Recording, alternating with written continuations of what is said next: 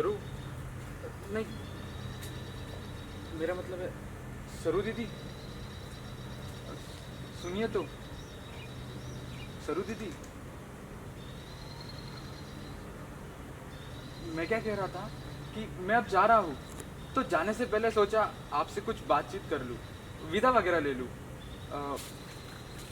क्या मैं यहाँ बैठ सकता हूँ? Thank you.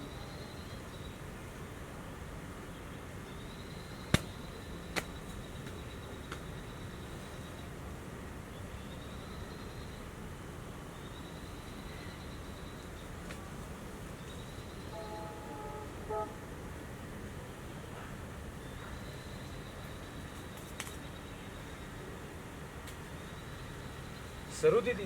दीदी मत कहिए मुझे। अच्छी बात, आप नहीं चाहती तो नहीं कहूँगा, मगर आप इस तरह गुस्सा होकर तो ना बोलिए मुझसे। नहीं, आपके ऊपर से गुस्सा नहीं। नहीं? अरे वाह, आप पर तो गुस्सा मैं हो ही नहीं सकती। तो तब तो बहुत ही अच्छा। तो क्या मैं आपसे कुछ प्रश्न पूछ सकता हूँ? हाँ, आपको कोई ऐतराज़ ना हो तो। आप मुझसे कुछ भी पूछ सकते हैं। तो मैं क्या कह रहा था सरू दीदी, सरू,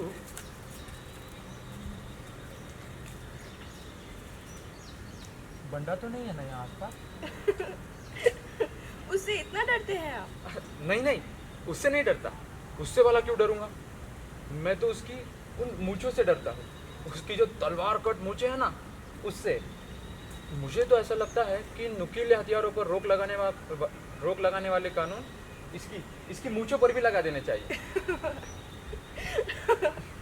क्यों, आपको ऐसा नहीं लगता?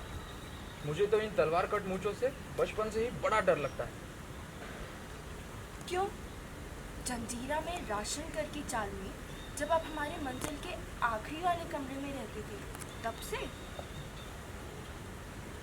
अब एक ही बात को कितनी कितनी बार आप दोहराती रहेगी? आखिर मैंने वो गप क्यों उड़ाई, ये भी तो ज़रा सोचिए। क्यों? सिर्फ इसीलिए कि मैं इस घर में आ सकूं। अच्छा, क्या था इस घर में?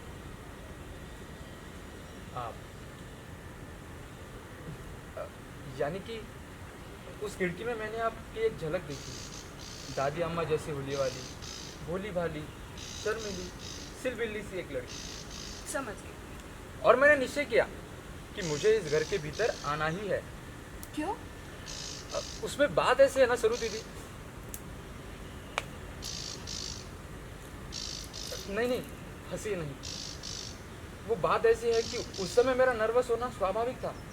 हाँ, उस समय क्यों स्वाभाविक था ये तो मेरी समझ में नहीं आया, इसीलिए मैंने इतनी सारी बातें बना दी। अब बंदा कहीं आसपास तो नहीं है ना? हो भी तो कोई बात नहीं, वो बहुत दूर है। चलिए, तब तो ठीक है। हाँ। तो अन्ना और माँ ने मुझे आपसे मिलने की इजाज़त दे दी, क्या इस बात का आपको ताज्जुब नहीं हुआ? वो लोग बोले हैं और आप चालाक।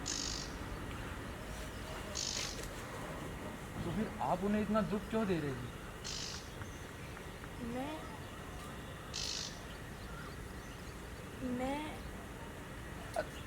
नहीं नहीं, कहना नहीं चाहती तो मत कहिए, कोई बात नहीं। आपसे सब कह देना ठीक होगा।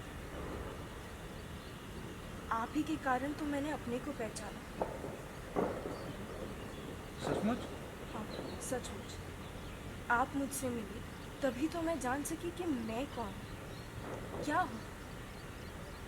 आप ही ने मुझे अपने अपने आप से अपने को समझाया। कल की सरू मर चुकी। सरू दीदी, पछताने की ज़रूरत नहीं है। आखिर जो मन में होगा वही तो मुंह पर आएगा। आपको मैं दीदी ऐसी लगती हूँ, इसीलिए तो मुझे दीदी कहते हैं आप। नहीं नहीं, ये बात नहीं है। तो सुनिए, आप ही हैं जो मुझे ये शादी नहीं करने दे रहे हैं। मैंने क्या किया? आप ही ने तो सब कुछ किया है। आप मुझसे मिले तभी तो मैं जान सकी कि मैं कौन हूँ। आपने मेरे भीतर आत्मविश्वास पैदा किया। आपने मुझे समझाया कि मुझ में भी आकर्षण है।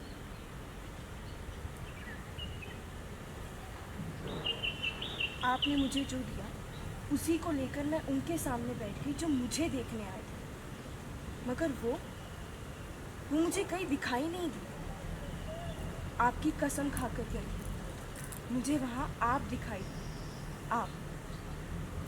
मगर जरूर जरूर भी आप चाहे मुझसे जो भी करें, मैं आपसे झूठ नहीं कहूँगी। वहाँ आसन पर बैठे हुए मुझे आप दिखाई दिए। मैं आपसे शर्माई। चाय नाश्ता आपको दिया। किसी ने कुछ पूछा, मैंने उसका जवाब दिया, मगर बातचीत मैं आप ही से कर रही थी, आप ही से हंस बोल रही थी। एक अजीब से सुख में मैं खोई हुई थी। सब कुछ कितना सुंदर, कितना अच्छा लग रहा है। अब आप ही बताइए।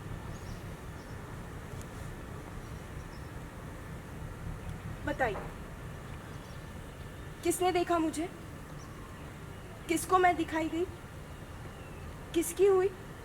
सर एक बार सुन तो ले। एक अनजाने पराये व्यक्ति से मैं कैसे शादी करूं, जिसे मैंने देखा नहीं, जिसे मैं दिखाई नहीं गई?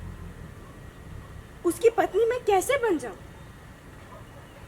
मुझे ये पाप लगता है, सचमुच पाप लगता है।